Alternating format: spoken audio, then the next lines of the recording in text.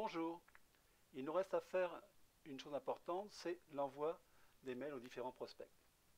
Dans mon travail que j'avais demandé aux étudiants, je leur avais dit de choisir, de sélectionner comme destinataire de ce message les entreprises qui me permettaient d'avoir une marge suffisante.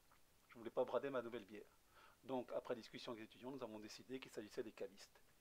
Pour trouver les cavistes, les étudiants ont été sur page jaune et ont recherché l'activité des différents clients et ont sélectionné comme ça des cavistes.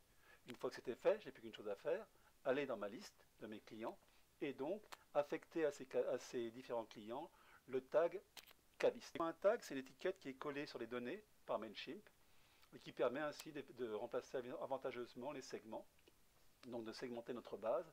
En plus, l'intérêt, c'est qu'on peut créer plusieurs tags pour le même client facilement.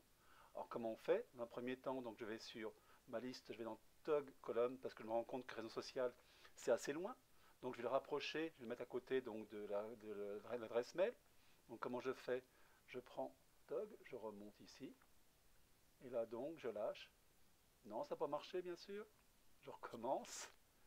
Et donc normalement quand je mets ça ici, voilà, réseau social remonte en première position. Je sauve. Et dans ma liste, automatiquement, maintenant, je vois que réseau social est en deuxième position. Donc je vais sélectionner les différents cavistes.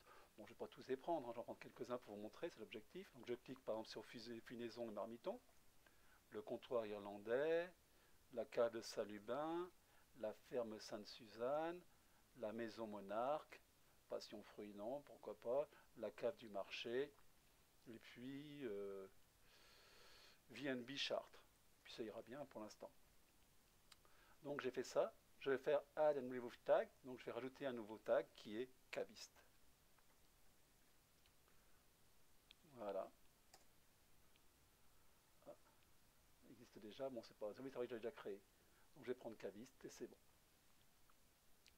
Donc comme ça, tous nos cavistes, tous nos bons sont indiqués en tant que cavistes.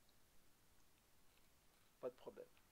Une fois que j'ai fait cela, je n'ai plus qu'à indiquer à Mailchimp de n'envoyer qu'aux cavistes. Donc je retourne sur ma campagne. Invitation dégustation rétro. Et dans les différentes personnes à qui j'ai envoyé mon mailing, je vais faire Edit Recipient. Et là, je vais rajouter non pas segment ou tag, je vais choisir uniquement les cavistes. Je vais sauvegarder. Voilà. Donc il n'y a ici que maintenant que 7 destinataires. Maintenant, je vais aussi modifier un petit peu mon mail. Je l'ai un peu modifié pour le personnaliser. Donc ici, j'ai rajouté bonjour avec le tag fname. Donc comment ça se passe, hein, merge tag. Donc ici, j'ai écrit fname. Je peux rajouter un espace et rajouter par exemple ici, merge tag c'est quoi? C'est les enregistrements qu'il y a dans ma base. Hein. Je peux prendre ici le prénom, voilà, nom, prénom. Non, first name, j'avais déjà mis, excusez-moi. Donc il ne reste plus qu'à mettre ici, plutôt que le prénom, je vais mettre le nom, voilà, last name. Et comme ça fera un courrier qui sera personnalisé.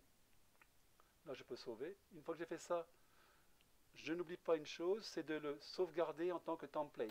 Bon, je l'avais déjà fait, donc, mais malgré tout, l'objectif, c'est ça, c'est écrit Save as Template. Un template, c'est quoi? C'est-à-dire que lorsque je vais envoyer mon courrier, automatiquement, mon modèle ne sera plus disponible. Alors que si je crée un template, automatiquement, mon modèle sera toujours disponible pour une autre fois. On changera une ou deux choses dessus, je pourrai toujours le réutiliser. Bon, je l'avais déjà fait, déjà, invitation urlienne, donc c'est pas la peine que je le fasse. Mais vous auriez besoin de le créer. Et maintenant que j'ai fait ça, je retourne sur campagne, je reclique ici, et je fais Send.